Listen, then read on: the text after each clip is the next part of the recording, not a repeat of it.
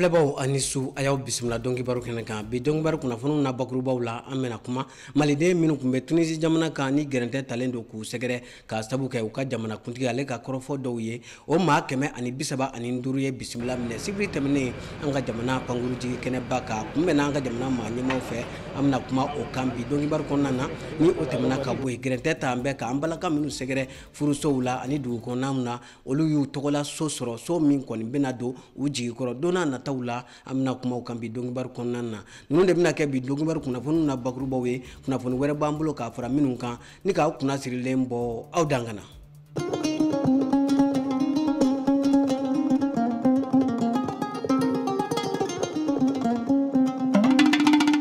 bietene marskalo tile woro samba flani mugan ani sabayaw bismillah ko kura dongi bar kene kan ina fo ambura ka fo e bakru bawla tuga minna ka keni grante min talendo ka golofima segere fe mi Tunisi jamana kan anga jamana nyamaw ye fere ni dabali tike wasa malide minum be Tunisi jamana kan minum be fe ka se kana jamana kono ka se ka fere ni dabali tike ni ku takana tabarikala sibri temene marskalo tile nani samba flani mugan ani saba fe mi ma keme ani bisaba ani nduru olu koni nana bismillah mine Bamako yan anga jamana pankuru jigi kene baka Modibo Keita Senu ale koni kene kanana anga jamana nyemo chama kumbe yoro la ama fo anga kuna foni nyina Tijani Sidibe ko ayan sama mina ka bo Senu ka ofe anga nyamada ofe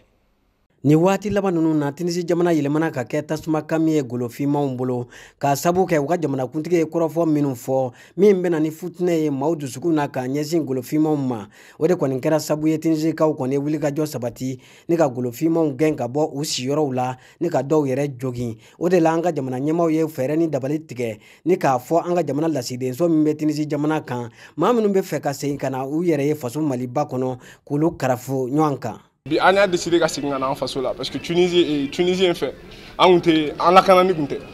voilà an te bo an so konona la an obligé le no an te ta école la an tara mu yere kun kama an te ko ke donc na ma nyaka fo ku ni be bokena ma ila kanani te ibe yere ta kun itoge donc i ga segi i faso la an on bolore kun nyokonte donc an ye wele kan bla an jamana ma we an deme ka voilà fin black attend avion black attend no fait kana école d'Oweno, ou le Kalang, école d'Oweno, ou le Kalang. École d'Oweno, ou les décisions, mon privé, parce que Tunisie, Amsekafo, école d'Oweno, mon mouillé à continuer, état taouté, ou le marché étudiant subsahariens, africains, on peut le dire, vu que les Tunisiens nous appellent comme ça. Donc, ou l'école, ou le badon, nous le mouga école dont satisfait, école dont mitali. Donc, on nous met en public là, Tunisiens, on est gâchant. Donc, n'est-ce école là, attends, ça la communale. Ou connaît nana, ne veut zéro de sur la matière belle. Mais kalanko konina n'était allé kalan fusani rega ni ningwe donc j'ai préféré venir chez moi nya ou fusani kanan fi alininga toino fendo katan soro ko diplôme ko bi an nga sigiso parce que paniki tiara jamana kono après le discours du président Kais Saied bon la population a révolté Noirou kama parce que Noirou ou koko président Kokalega discours sur les personnes qui sont pas réguliers. Mais bon, population Togodon, population coréenne, noir égale à noir, comme la police aussi. Anga jamana ministre min nyashimbe jamana de minu sigimbe koka uluka kunyuma ale kumbu kumbeyoro la aya dantige ni anga vol folo ore bado Tunisi jamana ka ko chama anga mo soro Afrique sidi sara mo chama be ka vie galère no ko sebe donc do ere jogina do ka yon tiena donc depuis que le président de la transition colonel Assimi Goïta a instruction du gouvernement bema ani nere donc on a décision beta pour que mo ka sekana donc on a décision ta ka avion ta quoi avion loué kana nuit bon min nana folo o mo keme ani mo bisaba ni duru so mo nduru bala ni dentan saba de musokelen bala le mangane ko sebe me amba frake si sa ambe tanwe anga nanjigi sola nan tarane yeno wardo be duma pour que o kaseka ta o kadam jugula bon be ka wari ekele men be bo makane men be ta kono na fanana be ekele en tout cas worom be duma pour permettre que so ka jamana la président o de fo men te sekat la ni matini si jama fo parce que jizini jamana don be bara chamanke ali so madana do e che chaman sankata di ambassade ma ko kadanga mo anga mo fana chaman kisira parce que Tunisie jama mo de lakana donc c'est ka fani mofo b'a fɛ k'a fɔ jama bɛɛ ye kelen peuple bɛɛ ye kelen ye peuple bɛ diriger cogo min na o de bɛ bɔ ɲɔgɔn kan n'o tɛ peuple bɛɛ bɛ ɲɔgɔn fɛ n'i ye peuple diriger ka ɲɛ a bɛ ɲuman kɛ n'i ye hakili kuntan don a kunkolo la fana a bɛ kojugu kɛ donc vraiment mɔgɔw kana nin kɛ Tunisiens ka ko ye nin ye erreur dɔ ye jamana ni ɲɔgɔn cɛ o tɛ foyi a bɛ tɛmɛ.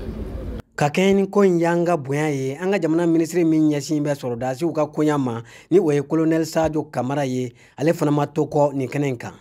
Fɛn min kɛra Tunisie a gɛlɛyara kosɛbɛ kɛra sababu ye ka degunba se an balima minnu bɛ yen olu ma nka an ka lasigiden min bɛ yen Tunisie yen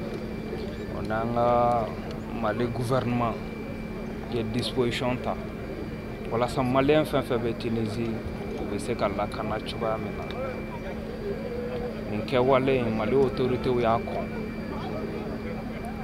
fɛn do fɛn min tɛ Tunisie autorités kunna wolo a tɛ Tunisiens kunna wolo nka an dalen do a la k'a fɔ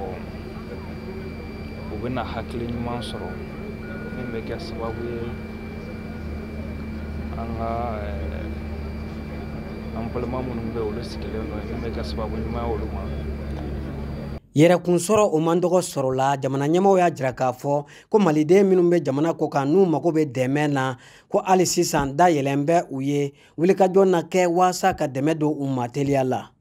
Ni o tɛmɛna ka bɔ yen jɛkulu min sigilen bɛ waasa ka jateminɛ kɔni boli an ka jamana sariya sunba yɛlɛmaliw fo ka taa se kalafili ale sariyakisɛ yɛlɛmaliw kan fɛn min ye n'an ko ma ko observatoire sibiri tɛmɛnen u ye kunnafoni jɛrɛ kɛ an ka kunnafoni soba la ni o ye maison de la presse ye min kɔni senfɛ u ye jateminɛ minnu kɛ yɛlɛma laban minnu kɛra an ka jamana sariya sunbaw la fo ka taa se kalafili sariyakisɛw la u ye walawalali kɛ nin bɛɛ lajɛlen na a kɛra an ka kunnafoni ɲininaw ɲɛnɛ Tijani Sidibe kun bɛ yen nɔ an sama min na an ka jɛ k'o lajɛ. Jɛkulu min sigira waasa ka se ka kalafili labɛn cogo ɲuman kɛ an ka jamana kɔnɔna na ni an ko a ma ko observatoire ni waati laban ninnu na u y'a ye k'a fɔ an ka jamana ɲɛmaaw ye yɛlɛma caman bolo da sariya sunba ka taa se fɛn min ye sariyakisɛ minnu sigilen bɛ ka se ka kalafili ɲuman labɛn an ka jamana kɔnɔna na o yɛlɛmaw la u y'a jateminɛ k'a fɔ ko caman kɛra nka hali sisan a tɔ bɛ. Bayɛlɛmali minnu kan ka kɛ n'o bɛ wele réforme bon o kɔnɔna na i komi sariya baju n'o bɛ wele an ka constitution o gafe dilanni bɛ sen na o dongo bɛɛ y'a ye a dilanbaga ninnu bon u ye min dilan u taara di président de la république ma bon donc n'o de bɛna kɛ a bɛ tila k'a lase CNT la ni peuple bɛ tila k'a lajɛ fana ka i kan bɔ n'a y'a sɔrɔ a ɲɛna walima n'a ɲɛlen tɛ n'a bɛ se ka na ni bayɛlɛmaliw ye jamana kɔnɔ n'an b'o wele référendum découpage kɛra kabla baara kɛlen don kabla a mɛnna président kɔrɔ Amadu Tumani fɛ 19 régions o région 19 o région 19 o t'u ka dancɛw dɔn i b'a dɔn k'i kɛra région ye nka cercle jumɛn ni jumɛn bɛ e ka région kɔnɔ cercle fana arrondissement jumɛn ni jumɛn b'a la commune jumɛn ni jumɛn b'a la bon donc sigi min kɛra kɔsa in na n'o bɔra ka sariya ta n'a bɛ wele réorganisation territoriale o nana ka na a ko waleya gafe kan bon misali bolo ma fɔlɔ Mali la cercle 49 de tun bɛ yen bon sisan nɔ an bɛ taa cercle 159 na donc cercle 110 o farala kan o cercle ninnu fana arrondissement kuraw créera commune kuraw créera donc n'i ko nin bɛɛ waleya o kɔrɔ ye ko ka fanga surunya jamanadenw na miiriya ɲuman don mais ana a degun n'a musakaw bɛ ɲɔgɔn na parce que nin yɔrɔ kelen kelen bɛɛ na jamana ka ciden jamana ka baarakɛden kan ka kɛ misali cercle minnu créera préfet sous préfet kan ka kɛ arrondissement minnu créera sous préfet kan ka kɛ bon baarakɛdaw kan ka kɛ bon gendarmerie kan ka kɛ garde nationale kan ka kɛ ani service déconcentré wɛrɛw bon donc est-ce que nin bɛɛ musakaw bɛ yen sisan wa i komi a fɔra ko au fur et à mesure progressivement bon donc o bɛ mɔgɔw hakili fɛn dɔɔni hakili sigi dɔɔni mais est-ce que makɔnɔli bɛ se ka na kɛ e ta kɛra ne ta ma kɛ ne bɛ se k'a fɔ mun na ne ta ma kɛ bon donc o bɛɛ b'a la quoi donc fo kɔn ka wuli ka kɛ ni ka ɲɛfɔli kɛ mɔgɔw ɲɛna o ye wajibi ye parce que fɛn caman bɛ jamana in kɔnɔ n'i y'a ye n t'a fɔ mɔgɔw bɛ muruti mais mɔgɔw ti a tɛ don ba la joona parce que mɔgɔw ma faamu n'u kɔnna k'a faamu n'a ɲɛfɔr'u ɲɛna a ɲɛ ma a ɲɛcogo kan voilà a ka ca ala fɛ fan caman na bon mɔgɔw bɛ nimisiwasa min sɔrɔ o b'u mada jamanajɔ tɛ tile kelen ko ye bon sariya dɔ bɛ se ka ta sisan a waleyali bɛ se ka san caman kɛ jan'a bɛ sigi sen kan mais fɛn ɲuman o kɔn ka tali o fana ka fisa parce que n'a ma ɲɛ depuis conférence nationale a fɔra ko décentralisation effective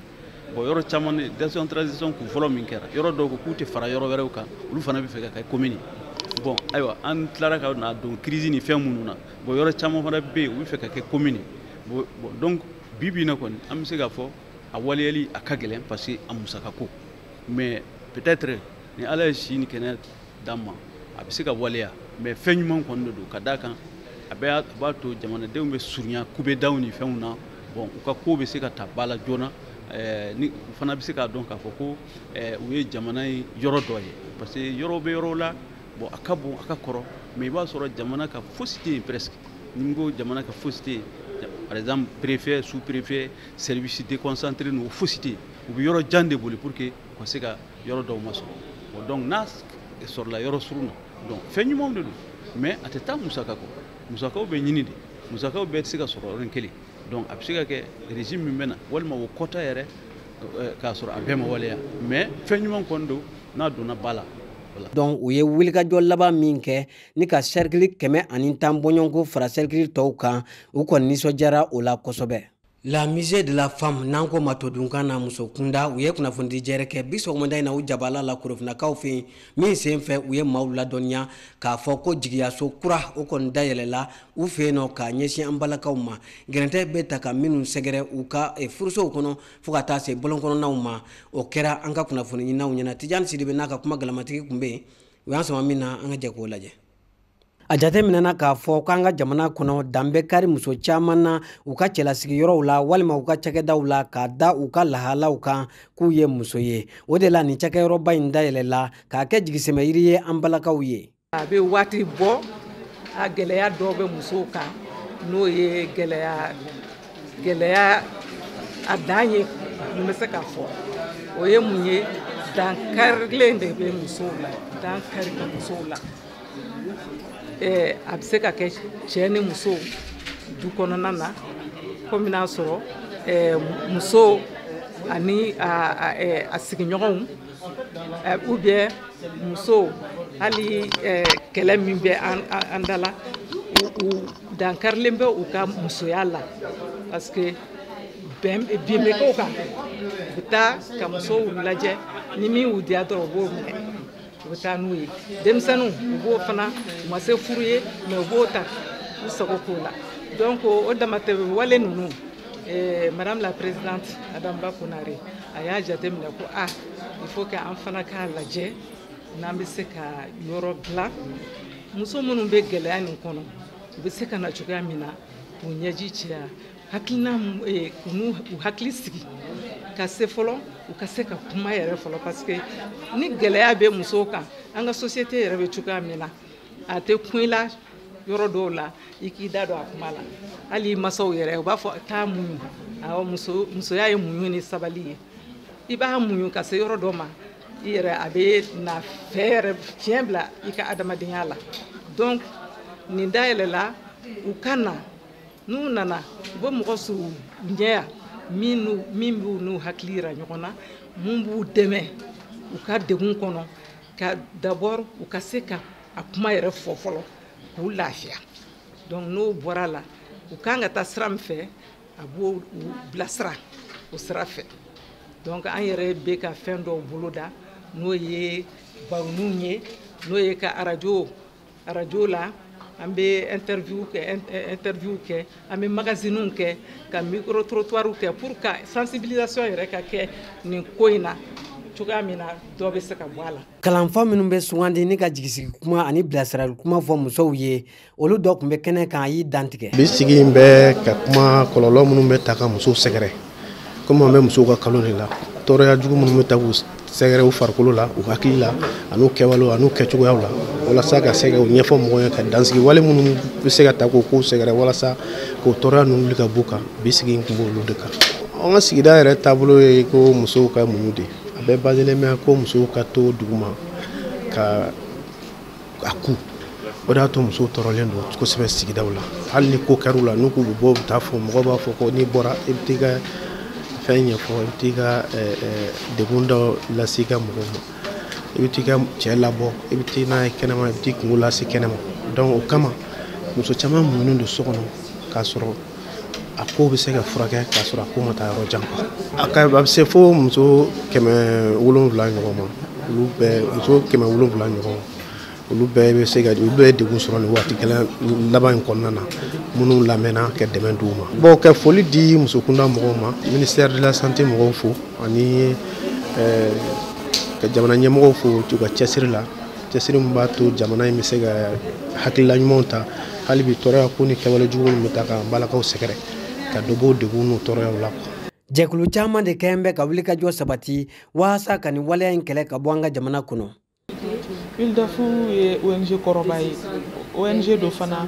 mun tɛ Mali dɔrɔn na a bɛ Afiriki dugu caman yɛrɛ la donc ONG kɔrɔba don a ka ca san 20 Mali kɔnɔ yan an bɛ baroninw kɛ an bɛ baaraw fana kɛ pour que ka mɔgɔw labɔ ko caman kalama i n'a fɔ k'a fɔ mɔgɔ ye musow ka hakɛ ye mun ye musow ka hakɛ a bonyali musow ka hakɛ a tɔpɔtɔli nafa jumɛn b'a la musow yɛrɛ ma ani jamana yɛrɛ ma an b'olu baaraw caman kɛ 8 mars kɔnɔna na ni ye den lamɔ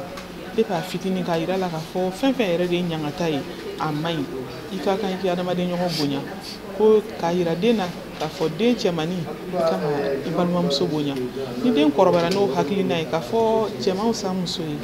cɛ i kan ka muso bonya i kan ka muso kɔlɔsi i kan k'a tɔpɔtɔ o tuma n'o fana nana don min na ka na sigi a yɛrɛ ka du kunna k'o kɛra dutigi ye i b'a ye o a ka ca la o cɛ sugu a tɛ ɲangata ta a tɛ muso k'a kɛ a t'a tiɲɛ donc parents jɔyɔrɔba de bɛ violence conjugale kɛlɛli la. An balakaw jɔyɔrɔ ka bon kosɛbɛ sigidaw la n'u ka hakɛw tɔbɔtɔ la a bɛ se ka kɛ sababu ye ne ka jamana yiriwa. An bɛ don seko ani dɔnko bunakun kɔnɔ fɛn min ye rapu dɔnkilidalaw n'an ko ma hip hop maaw olu ka ɲɔgɔn kunbɛnba ta ko duurunan baaraw kunbɛ ka la bi sɔgɔmada in na min kɔni bɛna kuncɛ marisi kalo tile 12 ni dɔgɔkun kelen kɔnɔna na fɛn min ye baara caman kɔni bolo dalen don a labɛnbaaw bolo min bɛ tali kɛ ɲɔgɔndanw ani lakɔgɔliw fo ka taa se fɛn min ye gafew olu kɔni na di waleɲuman dɔn gafew n'an ko olu ma ko attestation o caman kɔni na di ni dɔgɔkun in kɔnɔna na an ka kunnafoni ɲinaw kun b'a kɛnɛ kan Bayon Jɛnɛpo n'a ka kuma galamiti ye o y'an sɔrɔ min na an ka jɛ k'o lajɛ. Rapu dɔnkilidalaw ka nin dɔgɔkun kelen ɲɔgɔn kunbɛn in kɔnɔ baara caman bolo dalen don minnu bɛna tali kɛ lakɔgɔliw ani bɛn ni keleya kumaw ani ɲɔgɔndanw minnu kɔnɔna na cɛkasi don don o na tɔmɔ ka bɔ dibi la ni k'u bila kɛnɛ kan an ka jamana kɔnɔ. Ka manager Doni Brasco ani ne an ye chance sɔrɔ ka yala kosɛbɛ diɲɛ jamana caman na farafinna jamanaw b'o la Europe jamanaw b'o la ka se Ameriki jamanaw ma donc an yalala dugu caman na an participera fɛn caman na an ye festivalu kɛ yɔrɔ caman na diɲɛ ɲɛfɛ donc an ye scènes kɛ an taara participer hali formation na musique ko hukumu kɔnɔna na donc an y'an sigi k'an jateminɛ kɛ k'a fɔ bon an ye nin dɔnniya minnu sɔrɔ nin an bɛ se ka mun de kɛ n'a sisan est-ce que an tɛ fɛn dɔ sigi sen kan fɛn min bɛ se k'a to an dɔgɔninw fana bɛ se ka profiter fɛn min na. Fɛsi hip hop in kɛra sababu ye rapɛri caman ma ni k'u sama ka bɔ dibi la k'u bila yelen kan ani k'u dɛmɛ u ka ɲɛtaga baaraw la. Ni an ka région ta k'a lajɛ an ka région kɔnɔnaw Mali région kɔnɔnaw n'i y'o jateminɛ i bɛ taa denmisɛnnin baden de sɔrɔ yen nɔ dugu wɛrɛw la talan bɛ minnu na mais i bɛ taa sɔrɔ opportunité t'u bolo u ka lakodɔn donc an ye nin ko in sigi sen kan pour que au moins ka bɛɛ fara ɲɔgɔn kan. Surtout fɛn fɛn bɛ yen nɔ denmisɛnnin fɛn fɛn bɛ yen k'u bɛ rapu domaine kɔnɔ minnu kɛtɔla don ka daminɛ surtout donc an bɛ se k'u encadrer cogoya min na k'u dɛmɛ k'u bilasira musique ko hukumu kɔnɔna na. Ka kɛɲɛ ni seko ani dɔnko jɔyɔrɔ ye an ka jamana ɲɛtaga baaraw la u ye wele bila jamana ɲɛmaaw ma u k'u kokɔrɔma don u ka baaraw la waasa u bɛ se ka laɲiniw sabati. An ka jamana ɲɛmɔgɔw n'u ma acteur culturel n'u ma culture ta sɛbɛ la a fɔlen dɔrɔn da la o t'a bɛɛ ye quoi kuma caman i b'an ka ministre ye k'a fɔ non la culture c'est tout le pays culture de ye fɛn bɛɛ ye artistes de ye jamana fɛn bɛɛ ye da kuma kɔfɛ discours kɔfɛ il faut que an mago bɛ kɛwalew de la sisan fɛn dɔw ka sigi sen kan minnu bɛ acteurs culturels dɛmɛ Mali la bi n'i bɛ événement organiser sɛgɛn min b'a la aw yɛrɛ kunnafoni dila a bɛ caman kalan b'a la n'i wulila sponsor ɲiniw ni fɛnw na degun min b'a la an bɛ yanni festival ka se an bɛ kalo ni kalo kɛ an tɛ sunɔgɔ an bɛ wuli don o don an b'an sen kan o bɛɛ de parce que politique culturelle tɛ Mali la c'est-à-dire que mun bɛ dɛmɛ dɔ ta ka ko nin bilalen don ni maa minnu bɛ initiative ni hakilina ɲumanw b'u la ni dɛmɛw bɛ k'u ye mais o si t'a to an k'an bolo jigin parce que c'est pas parce que moyen tɛ k'a di an ma k'an b'an bolo jigin parce que an b'a fɔ fɔlɔ an ka devoir de don an bɛ se ka mun kɛ an ka domaine kɔnɔna na an b'o kɛ i y'a faamuya bon n ye péteni min ka kuma fɛ an dɔgɔnin min ka kuma fɛ ale tun bɛ a bɛ Gawo a bɔra Gawo de ka na ko ale tun bɛ groupe dɔ la groupe d'autodéfense dɔ la ale ye an ka fɛnw mankutu mais ale sen b'o fɛn ninnu na désormais ale bɛ rappelé a fɛ ni marifa tali ye donc ça veut dire que o ye exemple ɲuman de i y'a faamuya mais an kelen tɛ se ka fɛn bɛɛ falen Mali kɔnɔ an b'an se de kɛ an bɛ dɔ de kɛ mais maa tɔw fana ma n'u taw ta ka fara an ta kan donc je pense que yɛlɛma bɛ don ko caman na. Festi hip hop ta ko duruna kɛnɛ tɛna kɛ basi ye min na bɛna dɛsɛ bari sabu baara minnu bolo dalen don ni o ye bɛn ni kelenya ye a ko ni kɔkɔrɔmadonni ka kan. An ka jamana kunnafoniw kɔfɛ an n'an kunda diɲɛ fan wɛrɛw kibaruyaw kan farafinna ka taa bila nansarala mun ni mun bɛ yen an ka kunnafoni ɲininaw ye wulikajɔ sabati ni ka kunnafoniw na kumaba salo k'u kɛ dɛgɛyaw ye an ka ɲɛmada sɔrɔlenw fɛ. An bɛ bi ko an kunnafoniw daminɛ ni Burkina Faso ye ko jatigɛwale kɛbaaw ye bingani wale dɔ kɛ alamisa tɛmɛnen min senfɛ maa 12 bɔɲɔgɔnko kɔni bɔnɛna u ni na ko jatigɛwale kɛbaaw y'o kɛ dugu min na ko tɔgɔ ko Arema ni ani Waguya tɛ tɛmɛ kilomɛtiri 10 bɔɲɔgɔnko kɔni kan maa minnu bɛ yɔrɔ sigi la olu kɔni y'a jira k'a fɔ ko jatigɛwale kɛbaaw kɔni nana funankɛninw sɔrɔ fɛn min ye restaurant na ni ka mugu wuli u la ko maa 7 bɔɲɔgɔnko o bɔnɛna a ni na ko maa 3 wɛrɛ bɛ yen fɛn min ye bali pɛrɛdi taara olu sɔrɔ u ka du kɔnɔ ni k'o bɔnɛ u ni na a jirala k'a fɔ ni wale in kɔfɛ Burkina Faso jamanakuntigiw olu kɔni ye fɛn min ye couvre-feu u y'o sigi sen kan min bɛ daminɛ nɛgɛ kanɲɛ 22 la ka taa bila nɛgɛ kanɲɛ 5 kɔni na fo ka taa se nin kalo in tile 31 ma couvre-feu o bɛ to senna Burkina Faso jamana kan ko banbanciw kɔni ni wale in kɔni u kɔni nana kana kankari da funankɛninw ye ko u kana fara ɲɔgɔn kan o de kɔfɛ u ye taa ni ka segin kɛ ni kana funankɛninw kɔni sɔrɔ u faralen ɲɔgɔn kan ni ka nin wale cɛjugu kɛ. Kunnafoni nasiraw la an bɛ taa Moritani jamana kan k'u ka kasawuladen maa 4 bɔɲɔgɔnko kɔni ye kaso dakari ni ka bɔ k'a kɛra karidon marisikalo tile 5 san 2023 a kɛra nɛgɛ kanɲɛ 21 waati kɔni na ko ni maa 4 kofɔlen ko jatigɛwale kɛbaaw don k'u bɔtɔla kɔni mugu ci gardiw la ko maa 2 bɔɲɔgɔnko o bɔnɛna u ni na ni ka maa 2 wɛrɛ bɛ yen ko o jogi fɛn min Moritani ale finitigilakaw la a ko n'i y'a ta k'a lajɛ u ka jamana minisiri min ɲɛsin bɛ u ka jamana kɔnɔkoɲɛw ma ni o ye ministre de l'intérieur de ye ale de kɔni ye kunnafoni kɔni di ko maa 4 min kɔni bolila ko maa 2 bɛ yen nɔ olu kɔni si kaso de tun b'u bolo ko maa 2 wɛrɛ olu kun sigin bɛ k'u ka kiiri don kɔni kɔnɔ ko n'i y'a ta k'a lajɛ ko ni maa ninnu kɔni ye jatigɛwale kɛbaaw de ye o de la u ka jamana minisiri min ɲɛsin bɛ u ka jamana kɔnɔkoɲɛw ma ale kɔni y'a ɲini jamanaden bɛɛ lajɛlen fɛ ni maa min kɔni ye kunnafoni sɔrɔ ni maa 4 kofɔlen kɔni kan i k'a di jamana ɲɛmaaw ma waasa u bɛ se ka tɛgɛ da u ka cogoya min na fasɛri kɔni y'a jira k'a fɔ ko fɛn min ye Moritani jamana kɔni kɔnɔ ko jatigɛwale kɛbaaw kɔni ko ka ta san 2011 la ka na bila bi la k'u kɔni kun kɛn bɛ ka Moritani jamana ye k'a to yen nɔ ko nin waati laban in kɔni na ni wale min kɔni kɛra u ka jamana ɲɛmaaw kɔni ye wele kɔni bila jamanaden bɛɛ lajɛlen ma waasa u bɛ se ka ni maa ninnu minɛ cogoya min na. Kunnafoni nasiraw la an bɛ taa Centrafrique jamana kan u ka jamana kuntigi ni ale ye Faustin Archange Touadéra ye ale kɔni y'a jira k'a fɔ ko fɛn min nansara jamanaw ko olu de kɔni kɛn bɛ ka olu ka jamana kɔni to kɔ ni kɔrɔfɔ in kɔni kɛra kari tɛmɛnen fɛn min ye Doha ni ale kɔni bɛ Qatar ale jamana faaba kɔni kofɔ a y'a jira k'a fɔ ko basigibaliya min bɛ ale ka jamana kɔnɔ k'o tɛ cɛ nɔ tɛ muso nɔ tɛ ko nansara jamanaw olu nɔ don k'u kɛn bɛ ka basigibaliya k'o wara ale ka jamana kɔnɔ ni k'u ka nafolo mugu ni k'o ta ka ka taa n'a ye o tɛ dɔwɛrɛ ye o bɛ taali kɛ u ka dugu jukɔrɔ nafolo fɛnw ko o de kɔni bɛ bɔ nanzaraw fɛ su ani tile ni ka taa ni a ye ko nin kɔni kɛra kɛnɛ kan kɛnɛ min kɔni bɛ fantan jamana minnu dɛsɛn bɛ ka bɔ nɔgɔ la olu ka ɲɔgɔn kunbɛ kɔni ko o kɛnɛ don République Centrafricaine o jamana kuntigi ni ale ye Touadéra ye ale kɔni ma ka kuma kɔni to a kɔnɔ a y'a jira k'a fɔ ko nanzara jamanaw olu de kɔni kɛn bɛ ka basigibaliya ɲɔ ɲɛ ale ka jamana kɔnɔ waasa ka se ka u dabiri olu joli la ni o y'u ka dugu jukɔrɔ nanfɛlɛ fɛnw ko olu kɔni bɔ ni ka taa ni a ye. An filɛbaw ni ne bɛna dansigi bi dɔn kibaru la min labɛnna nefti jama bɛɛ lajɛlen ka wuli ka jɔ kɔnɔna na an b'a fɔ ka waleɲuman dɔn a ka ɲamadali a n'a ka tulomadali la ni Alahu Taala man ka jɔnya jira an na don n'a nataw la an na ɲɔgɔn sɔrɔ ni kɛnɛ kelen kan an bɛna kunnafoni kuraw lase aw ma Ala ka Mali basigi ka jidi ka denw don da kelen fɛ ni ka denw bɔ da kelen fɛ ɲamaya kalifa an bɛ maa min na Ala ka ta fanga d'u ma Ala ka su hɛrɛ caya.